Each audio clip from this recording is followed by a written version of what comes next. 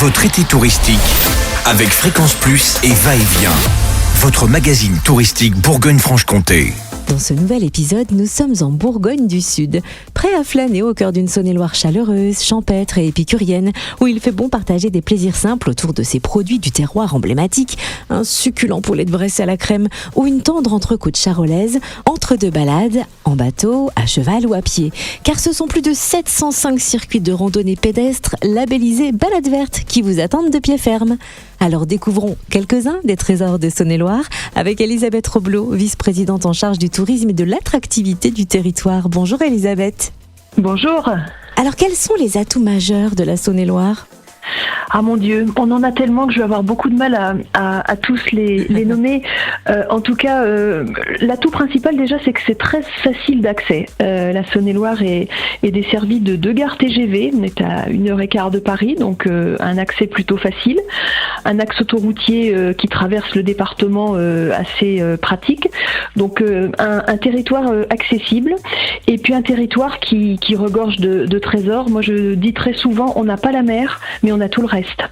Une gastronomie de renommée mondiale, des vins qui sont très très bons, on a de grands espaces naturels avec des balades, vous le citiez tout à l'heure, les balades vertes, on a possibilité de découvrir le territoire à vélo, à cheval, à pied, enfin c'est juste formidable. Et puis on a surtout un patrimoine très très riche et notamment de nombreuses églises romanes à découvrir. Alors justement, penchons-nous sur ce patrimoine. Quels endroits touristiques conseilleriez-vous à quelqu'un qui vient en Saône-et-Loire pour la première fois ? Alors ça c'est la pire chose qu'on puisse me demander parce que je vais devoir choisir et certains vont se dire mais elle nous a pas cité. Alors je m'en excuse par avance auprès des personnes que j'aurais pas citées.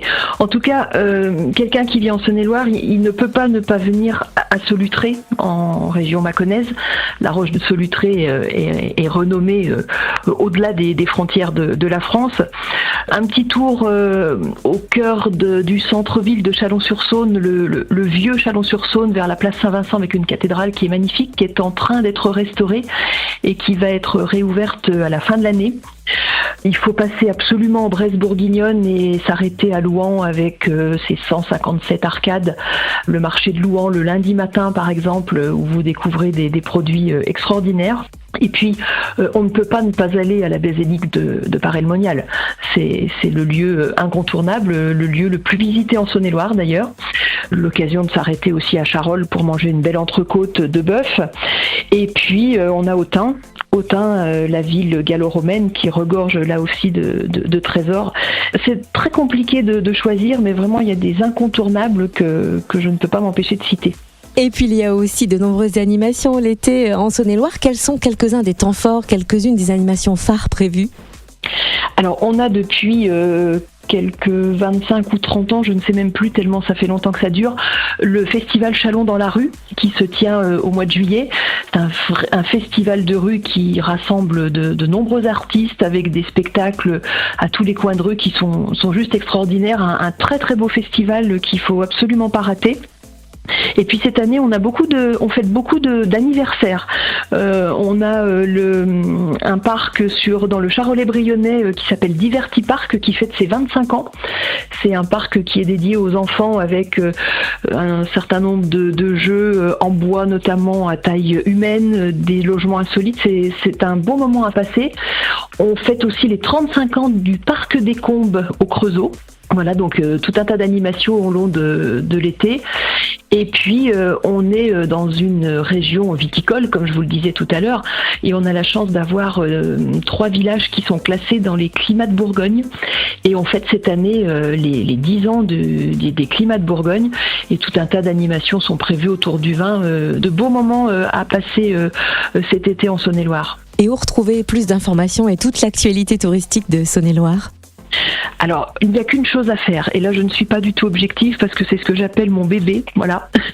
Vous allez sur votre smartphone, dans votre App Store ou dans votre Google Store, vous téléchargez l'application Route 71. Et dans Route 71, vous retrouverez absolument toute l'offre touristique.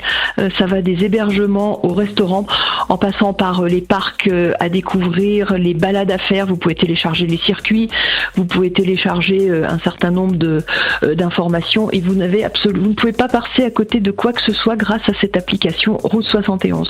Parfait, voilà qui nous facilite la vie. On retient l'appli Route 71.